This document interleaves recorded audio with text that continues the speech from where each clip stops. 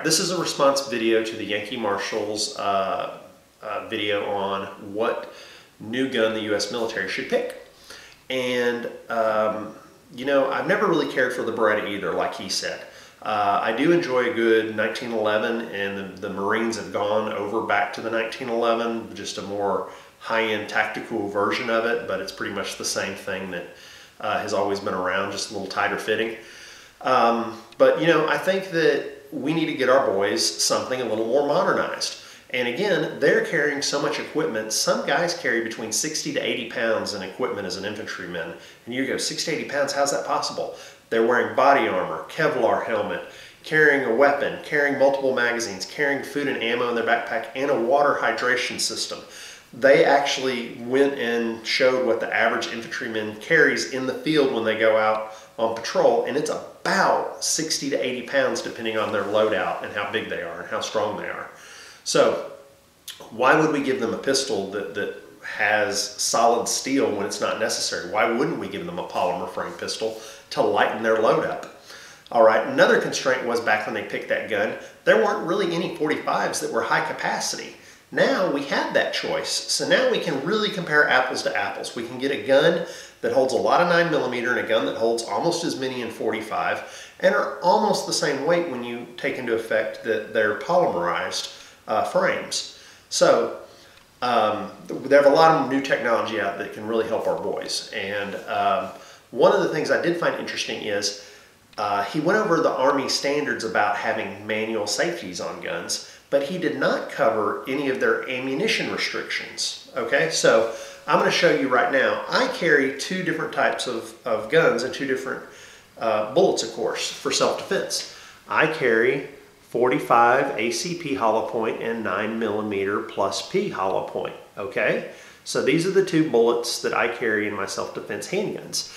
And I prefer the 45 ACP, but I am almost as confident it's a very close race with the 9mm with the hollow point, because when a hollow point hits the target, they both mushroom out, and it's almost like opening up a parachute on a drag racer. It slows the bullet down when it hits a target when it mushrooms. Okay, so this effect greatly reduces the chance of it going through your target, but it also puts all that energy into the target. It hits harder because it's a hollow point. Now, the U.S. military, because of the Hague Convention over 100 years ago, doesn't use hollow points. They have a couple people like snipers who have hollow points, but none of their infantrymen and none of their average Joes who carry pistols ever get issued hollow point ammunition. They're always issued round nose ammunition, standard power round nose ammunition, okay? So when you take into effect the fact that they have an ammunition restriction, you really have to look at the cartridge and decide which cartridge is better. And I know lots of people say, well, lots of people have been killed with the Beretta and the 9mm, blah, blah, blah. But I guarantee you, go to a cop and say to a cop, would you carry ball 9mm or would you carry 45 ball if they took hollow points away from you? And probably 9 out of 10 cops, if not more, would always say they would carry the 45 because they have to face people high on drugs, and they know that the 45 solid has significantly better knockdown effect than the 9mm solid. Now, again, the hollow points are even Stevens in my book, but these solids, there is a world of difference in terminal effect on a human being. Okay, anyone who's gone out with 9mm ammo and 45 ammo and shot up things will see with the solids the difference in kinetic energy delivered. Whether you shoot a 2-liter bottle or you shoot a watermelon or you shoot an animal, you see a huge amount of difference with these two solids. And if you don't believe me, go onto Google and type "cops shoot man 40 times." And a couple different articles will pop up, but guess what? All the articles are going to say that they were using 9mm solids. You'll never find an article saying they were using 40s or 45s or a hollow point version of anything. All of the ones where people were shot 40 times are always 9mm solids, and it's always in New York with really bad shot cops. But nevertheless, a human being, if shot rapidly by 3 people with 9mm, can take 40 rounds before they fall. It's happened more than once in New York.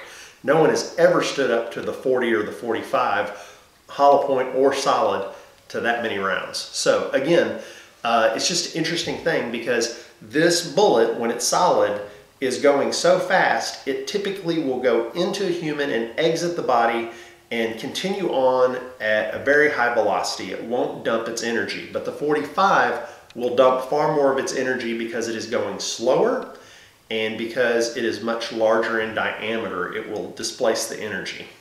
So again, because of this, because they have to use solids, if they use hollow points, I'd be like, hey, give them a 9mm all day, lighter weight, great for them. But because they have to use solids, and because they can get a 45 with as many rounds almost in the magazine as the 9mm, it's a no-brainer for me. 45 all the way. Give them one of those FNXs. Don't give them the tactical version though. The tactical version can go to the Special Forces. What you do is you take the standard FNX, which is all the same, it just doesn't have those high sights and it doesn't have the thing to hook the suppressor on.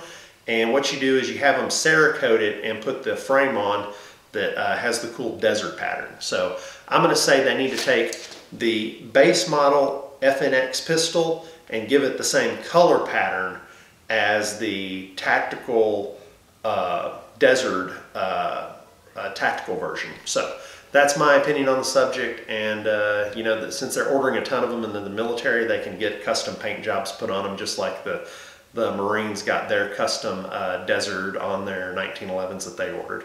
So hope you enjoyed it. Have a good one.